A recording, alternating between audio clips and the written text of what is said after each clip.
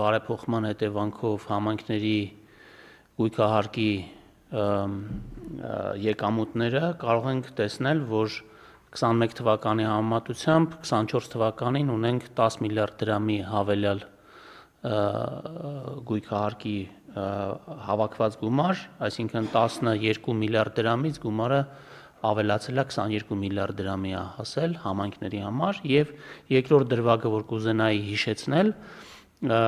նախագծի հեղինակները ասում են, որ սա սոցիալական խնդիրներ է ստեղծում մեր քաղաքացիների համար, ուղղակի ուզում եմ հիշեցնել նաեւ, որ համայնքը ինքը կարող է, եթե տեսնի, որ որևէ տեղ որևէ սոցիալական հարց կա, կարող է որոշում կայացնել եւ արտոնություն սահմանել եւ քաղաքացու փոխարեն վճարել այդ հարկը։ Շնորհակալություն։ Որովհետեւ համայնքը ինքը իր բնակչին ավելի լավ է ճանաչում, քան կառավարությունը։ Եվ դուք 21 թվի հետ համեմատությունը բերիք, ես ուզում եմ 18 թվականի հետ համեմատությունը բերեմ։ 18 թվականի 9 միլիարդի դիմաց 2024 թվականին համայնքի եկամուտները անշարժ գույքի հարկի գծով եղել են 21 միլիարդ դրամ։ Եվ հետևաբար մեր քաղաքացիները իրենց համայնքներից կարող են ավելի պինդ պահանջել իրենց ամենատարբեր կենցաղային խնդիրների լուծում։ Եվ սա է կատեգորիան, որ մարդիկ վճարում են եւ հետևից պահանջում են նաեւ որոշումների կայացմանը մասնակցում են։ Եվ ընդ որում ուզում եմ ասել նաեւ, որ ընդհանուր առմամբ համայնքների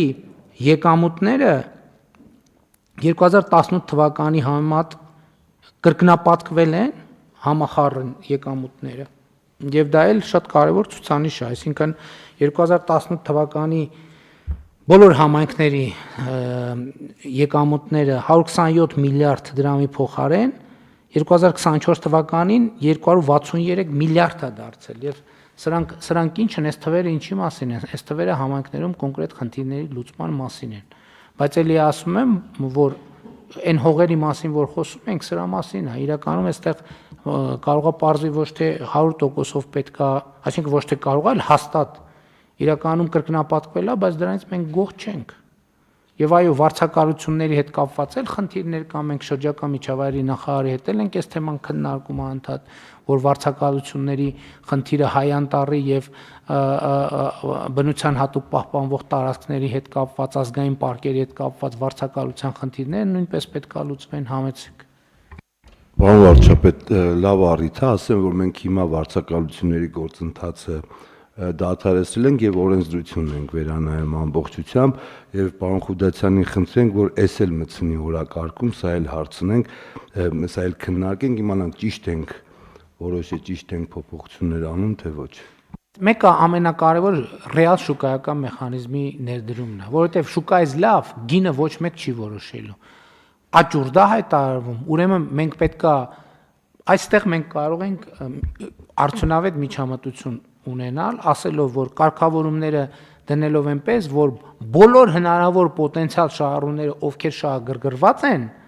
այդ հողը կամ վարձակալությամբ կամ որպես սեփականություն ձեռք բերելու համար, իրանք են ամենալավ մեխանիզմը։ Կադաստրային գնահատվածը, վերագնահատվածը, բիզնեսը ինքը, եթե այդ հողը արժի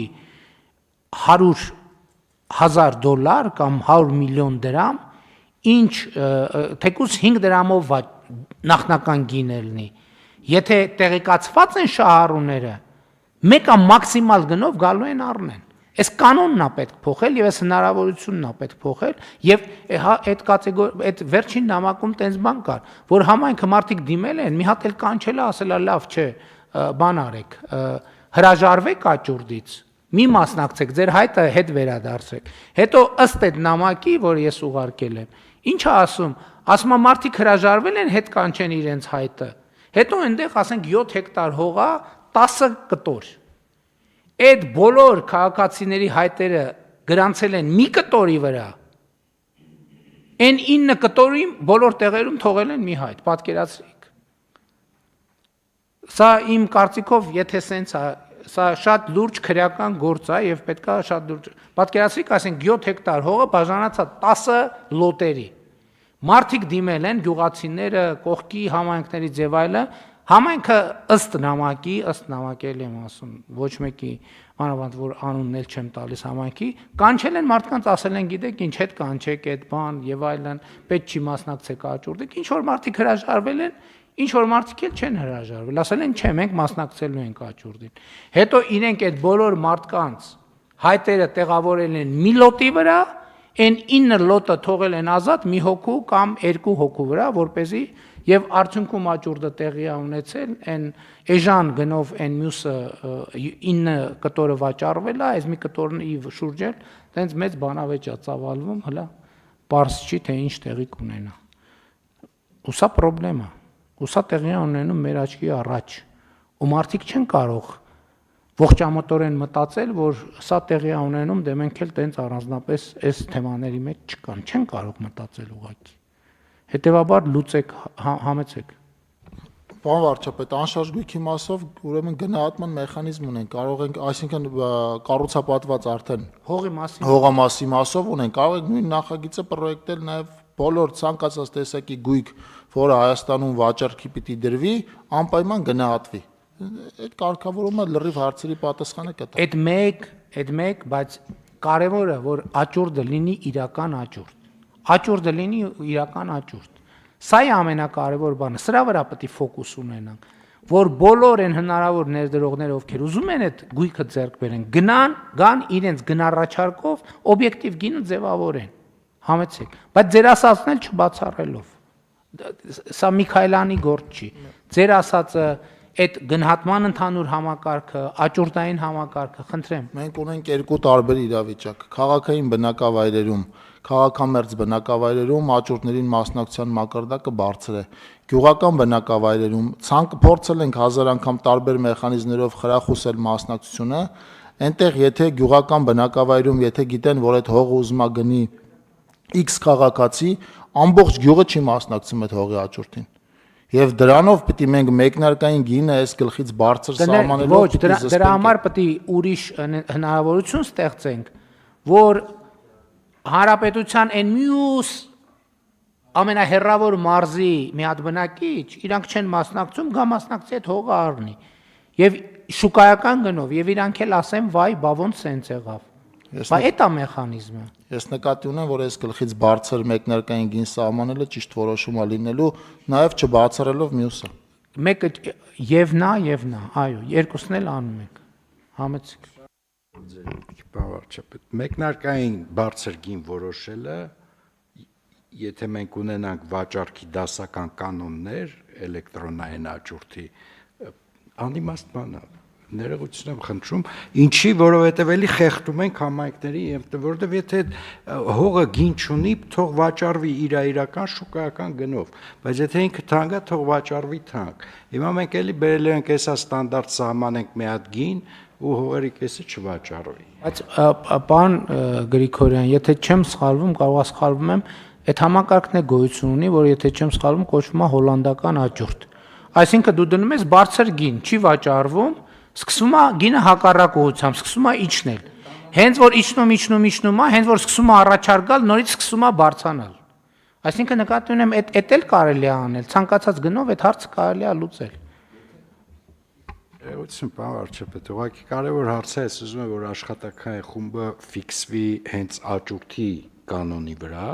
եւ անջատի այդ process-ը համայնքից, որովհետեւ մենք համայնքին չենք սահմանափակում։ Ինքը թող որոշում կայացնի օտարման մասին, բայց ինքը օտարողը պետք է չլինի։ Աճուրդի հետ ինքը կապ պետք է չունենա, աճուրդը դա ինստիտուցիոնալ լրիվ այլ գործառույթ է։ Պարոն Գրիգորյանն ասում է, որ աճուրդին չի համայնքը կազմակերպում, մոդուլ ստեղծենք աճուրդի, համայնքը ասի հարգելի մոդուլ կամ կազմակերպություն։ Ես իմ հողը ուզում եմ վաճառեմ։ Վերցրու ինձ համար ամենաբարձր գրով վաճառը, իմ փողը ինձ տուր, քո տոկոսն էլ բայ քեզ։ Հետաքրքիր միտք է։ Եվ եթե Անվարչապետ, եթե մենք ուզում ենք մեր տունը վաճառենք, մենք չենք գնում, չէ՞, այստեղ խնդեղ ասում տուն է վաճառում, մենք տալիս ենք մասնագիտացված կառույցի, ամենայն դեպս ես տենց եմ փորձ անել։ Ինքը վաճառում է կամ չի վաճառում։ Եվ եթե այդ կոնստրուկցիան ճիշտ աշխատի, մեկնարկային գինը լինի $1, էլի մենք ունենալու ենք ռեալ շուկայական արժեք։ Հələ ավելի շատ մասնակից, ավելի արդար որոշում։ Համեցեք։ Շնորհակալություն, պարոն վարչապետ։ Ես այս ամենի մեջ ուզում եմ էլի նորից մեկ շերտկա ընդգծեմ, որովհետև մենք հիմա միայն կենտրոնացանք համայնքների վրա, բայց օրինակ իմ նշած դեպքում խնդրեմը ոչ թե համայնքինն էր, այլ գնահատողին է։ Այսինքն գնահատողը գնացել է շուկայական գնահատական էր արել, որը մի հատ թիվ է տվել, որը նայում ենք տրամաբանականը, կադաստրը հաստատում է, որ դա այդպես չի։ Այսինքն գնահատողների գնահատման օրինականության կամ տրամաբանության Ներողություն եմ խնդրում, այդ հարցը եւս կա։ գերակաշահի օրենսդրության մեջ մենք գնահատման համակարգին էլ չէինք անդրադառնում։ Հիմա նախարարը արտադրության նախարարը հենց այդ հարցով է գործողման մեջ, որ Վենետիկի հանձնաժողովում այդ թեման քննարկվում է։ Բայց ես հիշում եմ, որ մենք հենց գնահատողների որակավորման հետ կապված հարցերին էլ էինք անդրադառնում, չէ՞, համեցեք, պարոն Թոմաս։ Շնորհակալություն, այո, մենք անդրադառնում էինք գերակաշահի պարագայում, ասում էինք, որ գնահատողը ոչ միայն մեզ կողմից որակավորվի, այլ նաև արտադրության նախարարության կողմից որպես փորձագետ որակավորվի եւ նոր կարողանա այդ գնահատությունը իրականացնել։ Բայց կրկին անգամ պետք է անդրադարձ կատարեմ պարոն Պապայանի ասացին իմաստով, որ համայնքը ի սկզբանե այդ հողը հանել էր վաճառքի, ուղիղ վաճառքի հենց կադաստրային արժեքով, կոմիտեում քննարկվել է, տրվել է բացասական եզրակացություն, այնուհետև ներկայացրել է գնահատման հաշվետվություն, եւս մեկ անգամ տրվել է բացասական եզրակացություն այդ դեպքով։ Շատ լավ, հարգելի գործընկերներ, ես կարծում եմ, որ առաջարկներից մեկը մյուսին չեմ բացառում եւ պարոն փոխվարչապետի մտահոգությունն էլ հոլանդական աճուրդի մեխանիզմով, այո, կարելի է բան անել, լուծել։ Այո, մեր հիմնական նպատակը դա է, որ հասանելի լինի ինֆորմացիային, որ մեր գյուղացիները իմանան, որ ռեալ աճուրդ է, իրենք ավելի ակտիվ մասնակցություն կունենան։ Էլ եմ ասում, այդ ես հասկանում եմ, որ տեսեք, այդտեղ էլ ինչ որ տեղային համաձայնություն, համերաշխություն է գործում, բայց դե հիմա եթե տենց լներ, այդ նամակը ես չի ստանա, այդ նամակները չի ստանա։ Այդ նամակները գյուղացիների անունից եմ ես ստացել, ուրիշ տեղից չեմ ստացել։ Եվ հետեւաբար պետքա